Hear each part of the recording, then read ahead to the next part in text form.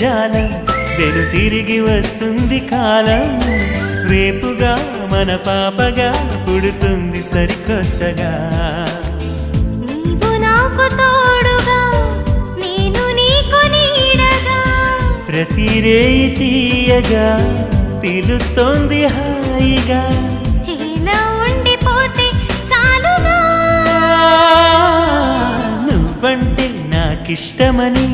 అన్నది నా ప్రతి శ్వాస